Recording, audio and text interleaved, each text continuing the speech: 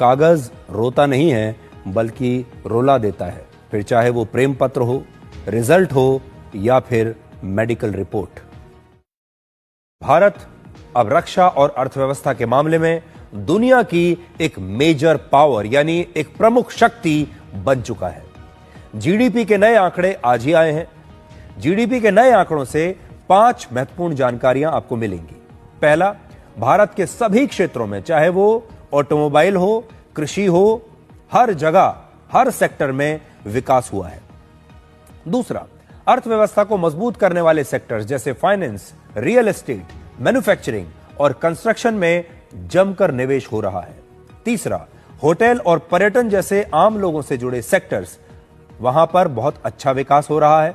इससे यह संकेत मिलता है कि लोगों के पास खर्च करने के लिए ज्यादा पैसा है, उनकी जेब में, उनकी बचत हो रही है और इसलिए ये लोग उस बचत के पैसे को खर्च कर रहे हैं। घर में सामान खरीद रहे हैं, मोटरसाइकिल खरीदते हैं, कार खरीदते हैं, घर का सामान खरीद रहे हैं, कपड़े खरीद रहे हैं और इसके बाद बहुत सारे लोग बाहर जा रहे हैं, छुट्टियों पर जा रहे हैं, वेकेशन पर पैसा खर्च कर रहे हैं। चौथा, गांव में लोग अब ज्यादा पैसा खर्च कर रहे हैं, इससे यह भी पता चलता है। और पांचवां, देश की जीडीपी में एक्सपोर्ट की हिस्सेदारी अब पिछले 24 महीने में सबसे ज्यादा है। इससे साफ संकेत मिलता है कि भारत अब दूसरे देशों को ज्यादा सामान एक्सपोर्ट कर रहा है और अमेरिका के टैरिफ का हमारी अर्थव्यवस्था पर कोई खास असर नहीं हुआ। और इसे समझने के लिए अब आप 2 तारीखों पर गौर कीजिए। पहला, 27 अगस्त से भारत पर अमेरिका का 50% टैरिफ लागू हुआ था, 27 अगस्त 2025। दूसरा, 22 सितंबर 2025 जब हमारे देश में जीएसटी रिफॉर्म लागू हुआ, यानी जीएसटी जीडीपी के इस आंकड़े में ट्रंप के टैरिफ का असर तो शामिल है ही, लेकिन इसमें जीएसटी रिफॉर्म का जो पूरा फायदा है वो अभी शामिल नहीं है, क्योंकि यह आंकड़ा 30 सितंबर तक का ही है जो अभी हम आपको बता रहे हैं। यानी जब अक्टूबर, नवंबर और दिसंबर के जीडीपी ग्रोथ रेट के आंकड़े आएंगे तो हो सकता है वो इससे भी ज्यादा अच्छे आंकड़े आएंगे। और इस शानदार ग्रोथ की जो सबसे बड़ी वजह है वो है 146 करोड़ लोगों का ज्यादा से ज्यादा पैसा खर्च करना।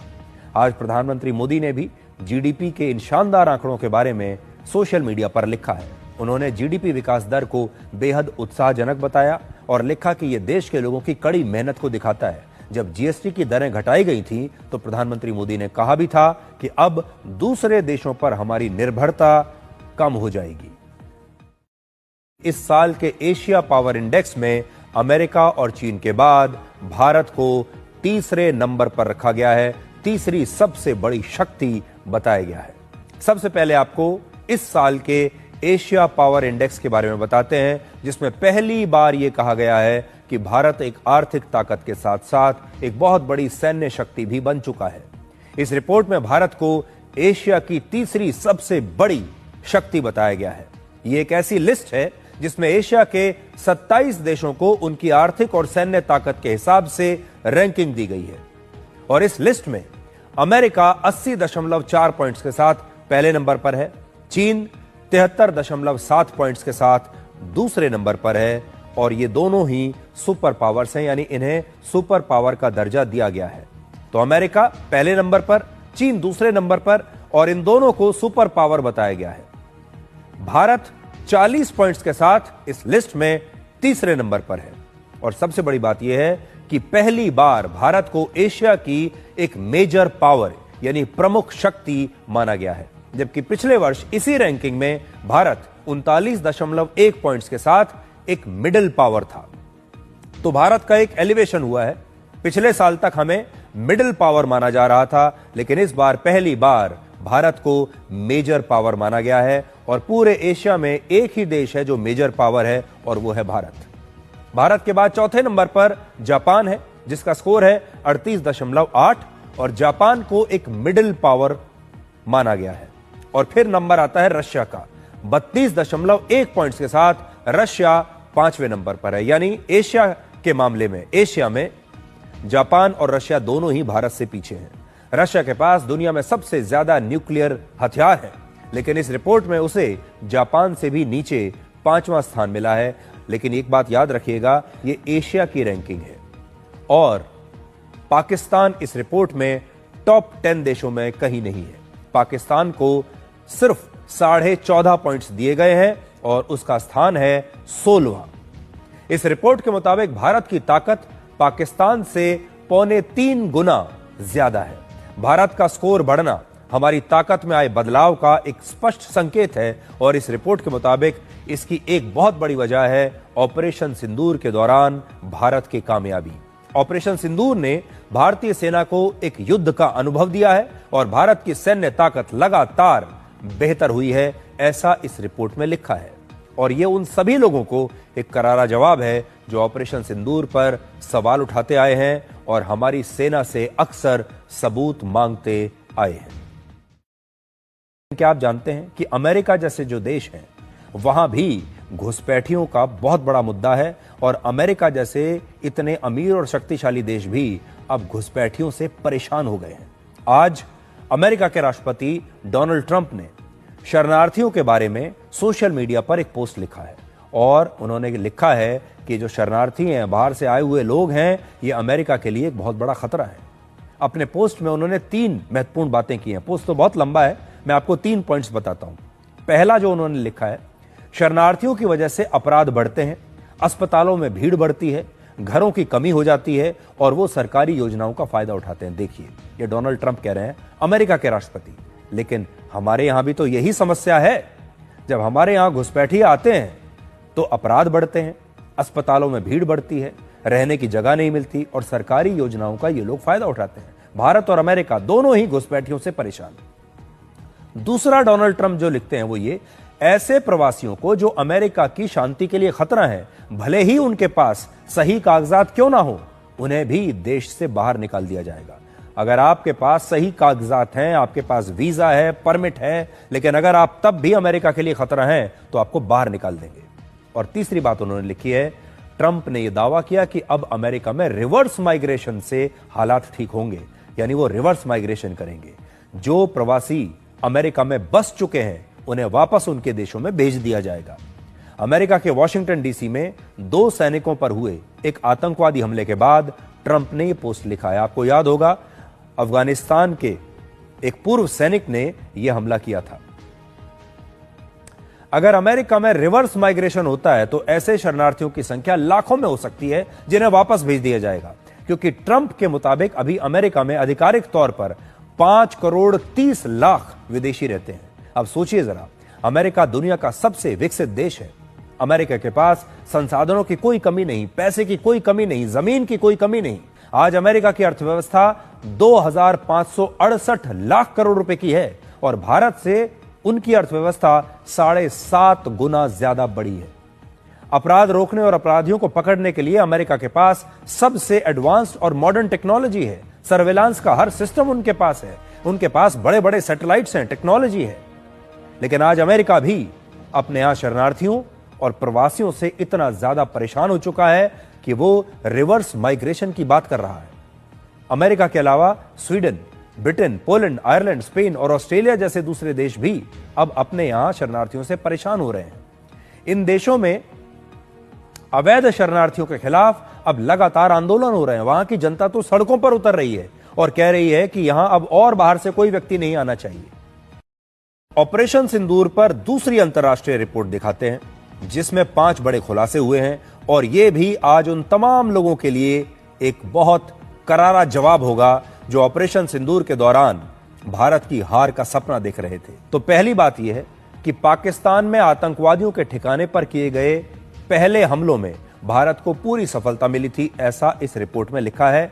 7 मई को पाकिस्तान के खिलाफ हुए इस ऑपरेशन के दौरान भारत के 72 फाइटर जेट्स ने हिस्सा लिया था। दूसरा, भारत के मजबूत एयर डिफेंस सिस्टम ने पाकिस्तान के जवाबी हमलों को बिल्कुल नाकाम कर दिया। पाकिस्तान ने जो भी जवाबी हमला किया, जो भी मिसाइल हमारे ऊपर छोड़ी, जो भी ड्रोन्स उनकी तरफ से आए, जो भी हथियार वहां से आए, हमारे एयर डिफेंस सिस्टम ने सारी मिसाइलों को रोक दिया।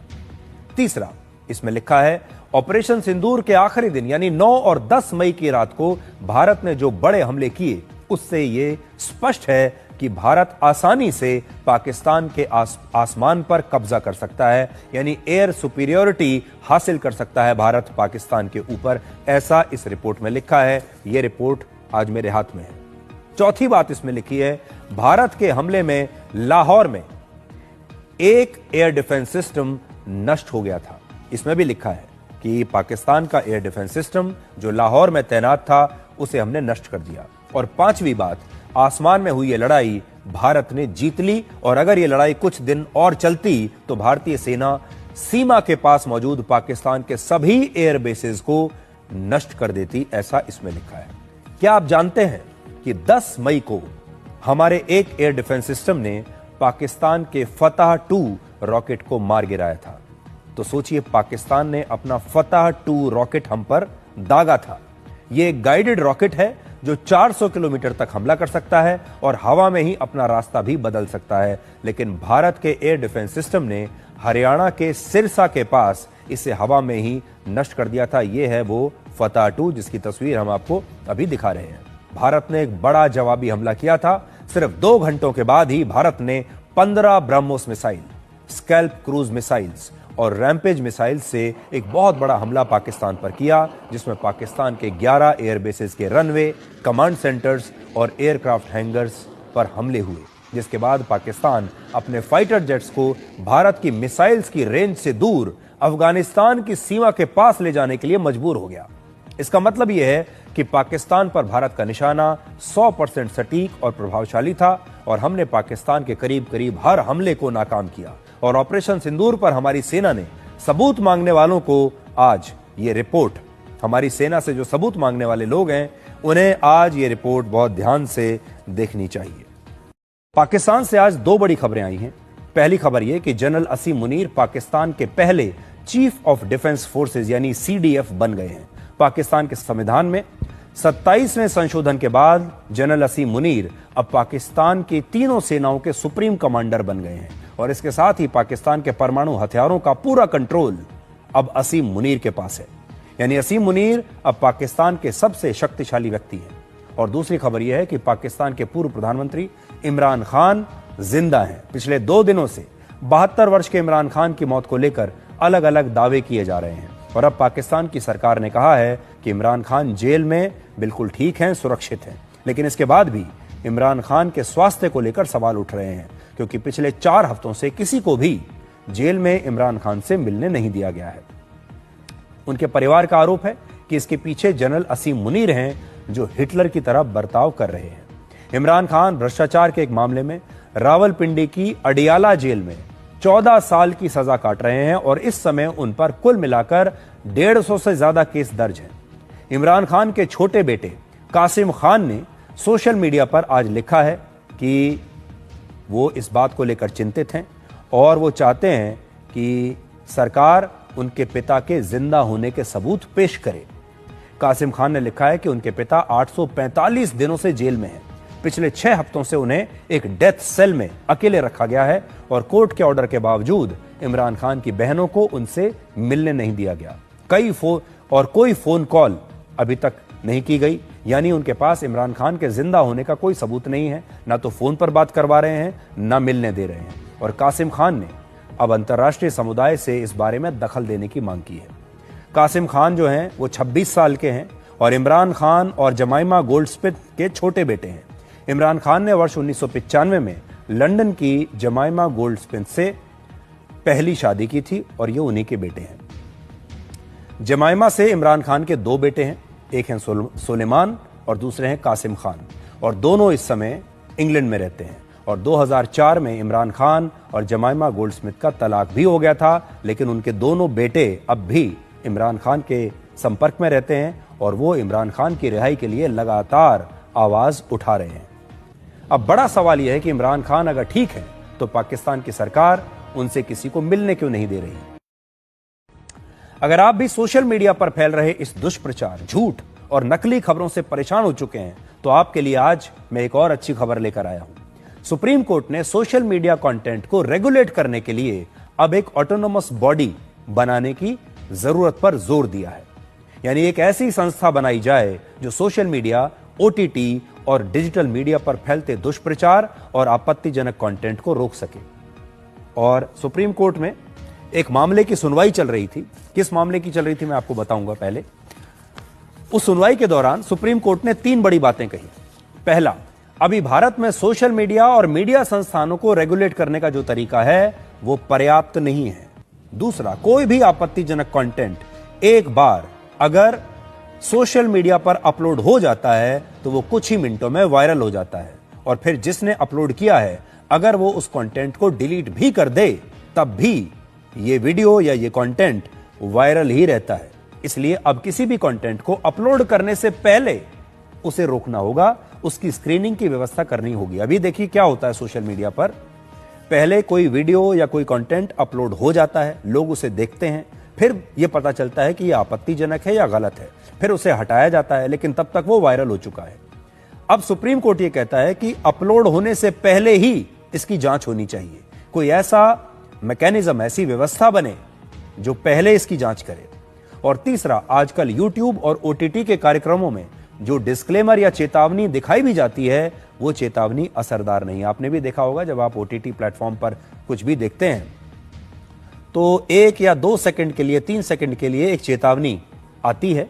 उस चेतावनी में जो भी लिखा होता है वो आप पढ़ भी नहीं पाते और वो फिल्म या वेब सीरीज शुरू हो जाती है, और फिर वो कहते हैं कि देखिए हमने तो पहले ही चेतावनी दे दी थी, हमने डिस्क्लेमर दे दिया था।